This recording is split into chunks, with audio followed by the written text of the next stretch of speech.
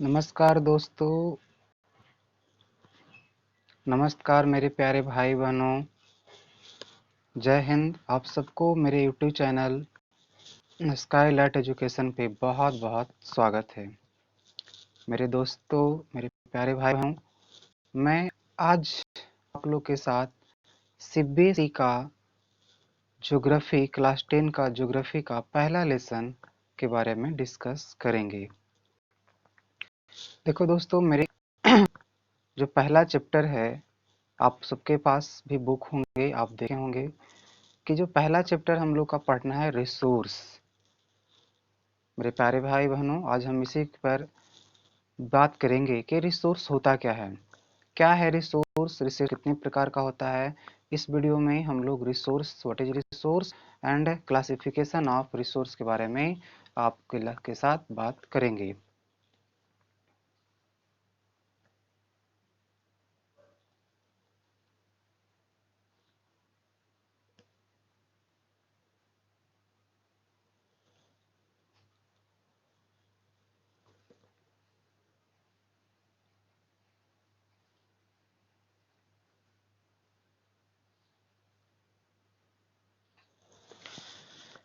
देखिए दोस्तों, आज हम लोग के पास जो टॉपिक है वह है रिसोर्स, जो कि क्लास 10 का पहला चैप्टर है ज्योग्राफी का।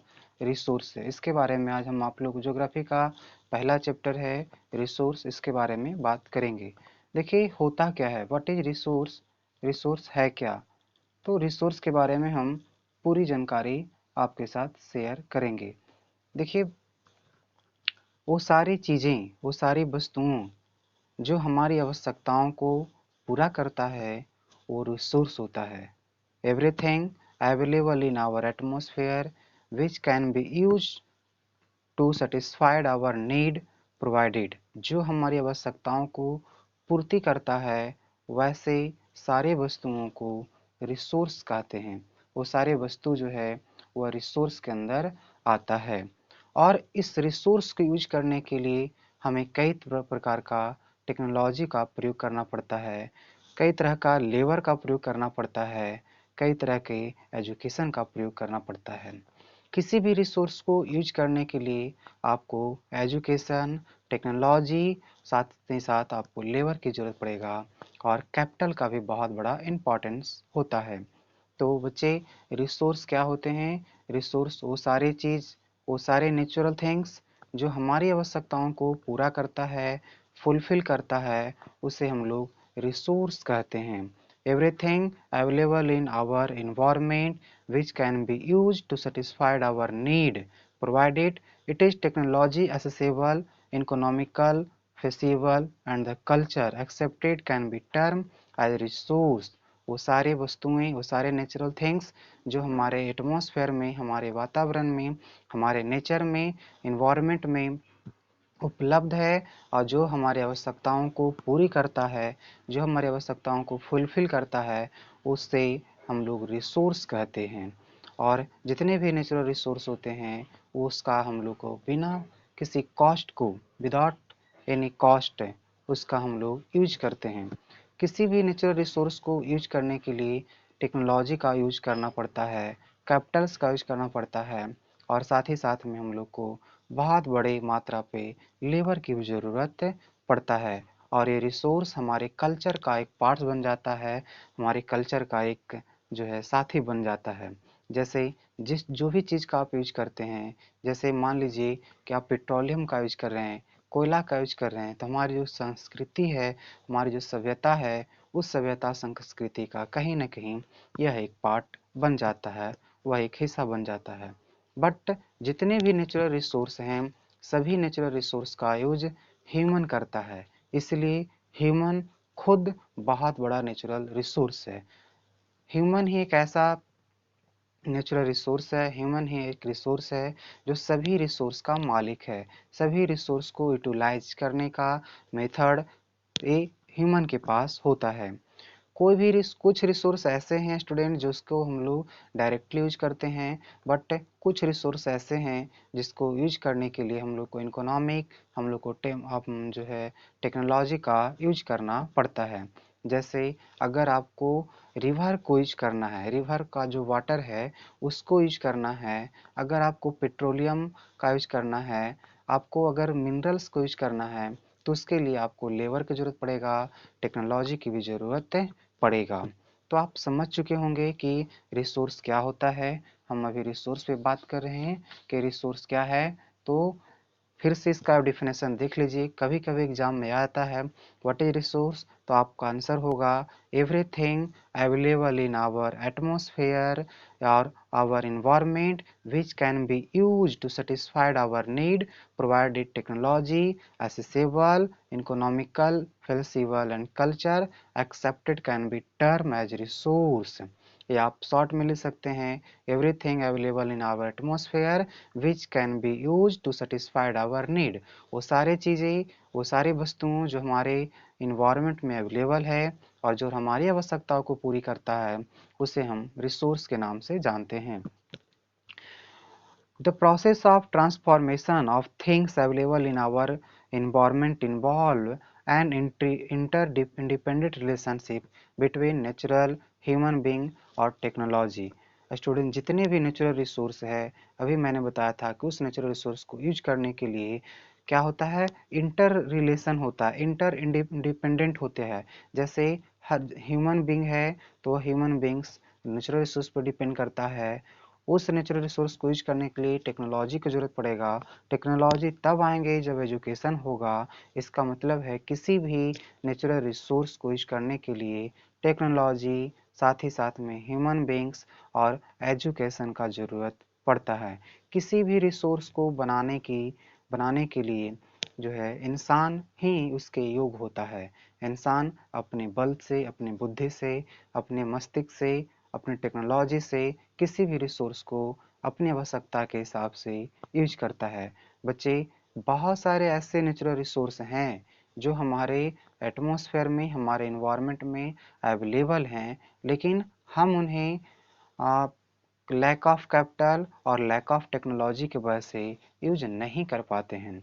ठीक है, तो इंसान क्या करता है कि जितने भी नेचुरल रिसोर्स है उसको यूज करता है, उसे अपने जीवन में लाता है और वह उसका कल्चर का हिस्सा बन जाता है।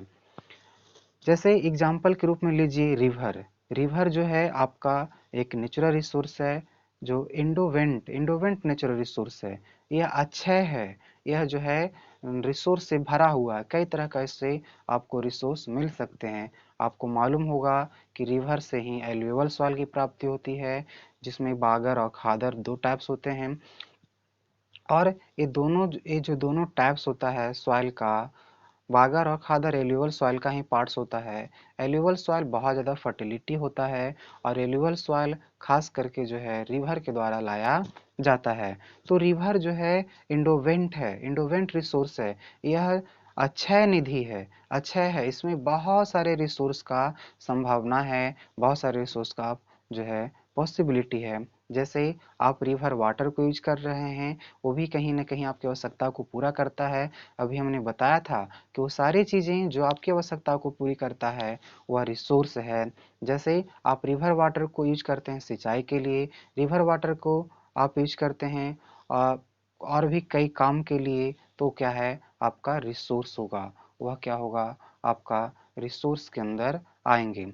जैसे रिवर वाटर एक्चुअली हम लोग क्या करते हैं कि बरसात, कुछ नदियाँ ऐसी है जिसमें सालों भर वाटर रहता है, लेकिन कुछ नदियाँ ऐसी है जिसमें साल भर वाटर नहीं रहता। जब भी सीजन आता है तभी उसमें बारिश होता है और उस सारे के सारे पानी क्या होता है कि बह करके दूसरे जगह चला जाता है। अगर हम उस वाटर को स्टोर करें, अगर उस पर हम डैम बनाएं, तो कहीं ना कहीं वह वाटर हमारे लिए रिसोर्स बन जाएगा। लेकिन उसे यूज करने के लिए हमें टेक्नोलॉजी की ज़रूरत होगा, हमें कैपिटल की ज़रूरत होगा, हमें लेबर की ज़रूरत पड़ता है। आप रिवर वाटर को यूज करेंगे, उसके लिए आपको डैम बनाना पड़ेगा। डैम बना करके आप उसको यूज कर सकते हैं। आप उससे सिंचाई कर सकते हैं, इरिगेशन कर सकते हैं। आप इससे जो है पावर का प्रोडक्शन कर सकते हैं, हाइड्रो इलेक्ट्रिक पावर का प्रोडक्शन आप कर सकते हैं। तो जो रिवर है यह रिसोर्स है, रिवर आपका रिसोर्स है, माउंटेन आपका रिसोर्स है, पेड़ पौधा रिसोर्स है और आप खुद भी बहुत बड़े रिसोर्स हैं। है ना। तो आपका रिवर आप एग्जाम्पल हो गया रिसोर्स का example river, water, animal, these are the example of resource. River is a natural endowment resource. River एक अच्छा रिसोर्स है। It become a resource when we use it. बहुत सारे रिवर ऐसे हैं, ऐसा नहीं कि जितने भी रिवर है वो हमारे लिए रिसोर्स ही हैं। सारी चीज़ हमारे लिए रिसोर्स नहीं होते, और जब तक उसको आप यूज नहीं करते वो रिसोर्स नहीं होता है। इंसान खुद जब कुछ नहीं कर पाता, जब हर इंसान, अभी हम बताइए कि सभी रिसोर्स का मालिक जो होता है वो इंसान होता है, ह्यूमन बींग्स होता है। लेकिन यह जितने भी ह्यूमन बींग्स है वह रिसोर्स नहीं होता है। उसके लिए क्या करना पड़ता है, आपको एजुकेशन प्राप्त करना पड़ता है, आपको शिक्षा ग्रहण करना पड़ता है। उसके बाद आप अपने इंटरेस्ट के अनुसार कहीं ना कहीं किसी स्कोप में जाते हैं, तब आप जो है रिसोर्स बन जाते हैं, तब आप संसाधन बन जाते हैं। तो सारे के सारे नेचुरल चीज़ें हमारे लिए रिसोर्स नहीं है। रिसोर्स वही है जिसको हम यूज करते हैं। जैसे आपको मालूम होगा कि अगर भविष्य में एलपीजी गैस जो है समाप्त हो जाता है, तो उसके स्थान पे हाइड्रोजन गैस का प्रयोग किया जा सकता है। ये हाइड्रोजन गैस आपको मालूम है कि वाटर में है H2O, जिसमें हाइड्रोजन और ऑक्सीजन गैस है। यहाँ से अलग करके हाइड्रोजन गैस प्राप्त किया जा सकता है। बट हमारे पास इतनी टेक्नोलॉजी नहीं है। हमारे पास इतनी टेक्नोलॉजी नहीं है कि हम वाटर से हाइड्रोजन और ऑक्सीजन गैस को अलग कर सके। इतनी हमारे पास टेक्नोलॉजी नहीं है। उसके बाद हमारे पास कैपिटल भी नहीं है। आपको मालूम होगा कि सी वाटर है, समुद्री पानी है, उसको हम लोग जो है पीने के लिए यूज नहीं कर सकते। क्यों क्यों नहीं कर सकते? क्या उसका यूज ही नहीं किया जा सकता है? नहीं, इसका यूज किया जा सकता है, लेकिन हमारे पास इतनी टेक्नोलॉजी नहीं है और इतने हमारे पास कैपिटल नहीं है कि हम उसको यूज कर सकें। तो बच्चे, वो सारे चीज़ जो आपके यूज के हैं, जो हमारी आवश्यकताओं को फुलफिल करता है, वह रिसोर्स होता है। They use technology and develop institution to convert this natural endowment into resource. किसी भी अक्षय निधि को, किसी भी इंडोवेंट को हम लोग को रिसोर्स में बदलने के लिए, इंडोवेंट मतलब जो बहुत है, असीमित है, बहुत दिन तक उसको यूज किया जा सकता है, अक्षय है। तो कोई भी चीज़ जो इंडोवेंट है उसको यूज करने के लिए हमें रिसोर्स की ज़रूरत पड़ेगा। हमें जो है हमें टेक्नोलॉजी की ज़रूरत पड़ेगा, हमें इंस्टीट्यूशन की ज़रूरत पड़ेंगी। जैसे अभी मैंने बताया कि सी वाटर का यूज किया जा सकता है पीने के पानी के रूप में, है ना, ड्रिंकिंग वाटर के रूप में इसको यूज किया जा सकता है। वाटर से हाइड्रोजन और ऑक्सीजन अलग किया जा सकता है। हाइड्रोजन का यूज जो है हम लोग एलपीजी गैस की जगह पे कर सकते हैं, लेकिन इतनी टेक्नोलॉजी नहीं है। इसका मतलब है रिसोर्स को यूज करने के लिए हमें टेक्नोलॉजी की ज़रूरत पड़ेगा। जितने भी रिसोर्स हैं, इंसान क्या करता है कि नेचुरल रिसोर्स को मॉडिफाई करता है। कोई भी, जैसे मान लीजिए कि आपको मिनरल्स मिला, कोई भी किसी भी प्रकार का आप मिनरल्स जो है अर्थ से निकालते हैं, और उस मिनरल को आप अपनी आवश्यकता के अनुसार कई चीज़ों में उसको ढालते हैं, कई रूप में उसको बना देते हैं। तो इंसान क्या करता है कि जो भी चीज़ बनाता है, जितने भी नए चीज़ बनाते हैं वो सब को सब नेचुरल रिसोर्स को ट्रांसफॉर्म किया जाता है। वह प्राकृतिक रिसोर्स जो है, नेचुरल संसाधन जो हैं, उसको रूप में चेंजिंग करके एक नया रूप दे देता है।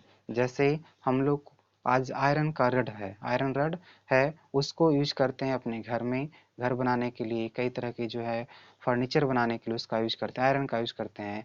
लेकिन ये क्या है, इसका जो ओर्स है, उसका ओर्स नेचुरली है। उसके बाद उसको हम आयरन बनाते हैं, आयरन बनाने के बाद उसको कई रूप में यूज करते हैं। तो बच्चे, इंसान जितने भी नेचुरल रिसोर्स का यूज करता है उसी को दूसरे रूप में मॉडिफाई करता है।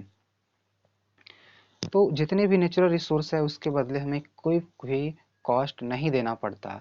जैसे आप यूज करते हैं वाटर, आप यूज करते हैं एयर, आप यूज करते हैं जो है सनलाइट। क्या आप इसके लिए कोई प्रकृति को, आप नेचर को कोई फी देते हैं, कोई कॉस्ट पे करते हैं? नहीं, आप इसका कोई कॉस्ट पे नहीं करते। इसका मतलब ये फ्री गिफ्ट ऑफ नेचर है, यह प्रकृति का अमूल्य उपहार है। लेकिन इसके बदले में हम प्रकृति को फॉलोट जरूर करते हैं, जो कि बहुत दुख की बात है। तो याद रखिएगा, जितने भी नेचुरल रिसोर्स होते हैं फ्री ऑफ कॉस्ट होते हैं, फ्री गिफ्ट ऑफ नेचर होते हैं। They are not some of the resources by free gift of nature but not all. Most of the resource are function of human activity. कुछ resource ऐसे होते हैं, अभी मैंने बताया था कि जिसको आप डायरेक्ट यूज करते हो, लेकिन कुछ रिसोर्स ऐसे हैं जिसको आप डायरेक्ट यूज ना करके दूसरे फॉर्म में आप उस पर काम करके टेक्नोलॉजी को डेवलप करके यूज कर सकते हैं। उसमें आपका ह्यूमन एक्टिविटी की जरूरत पड़ता है। Therefore human beings A essential component of resource. इसका मतलब है कि इंसान जो है किसी भी रिसोर्स को यूज करने के लिए जरूरी है।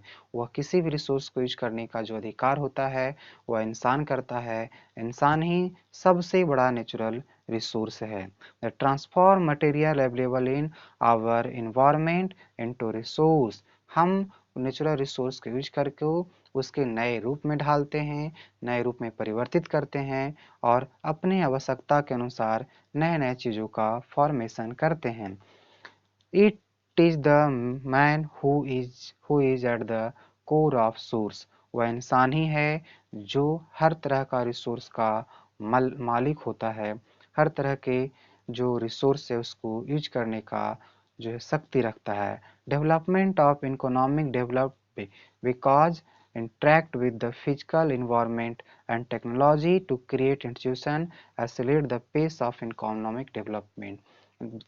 जब इंसान रिसोर्स को यूज करता है तो रिसोर्स को यूज करने से क्या होता है कि उसका इकोनॉमिकल डेवलपमेंट भी हो जाता है।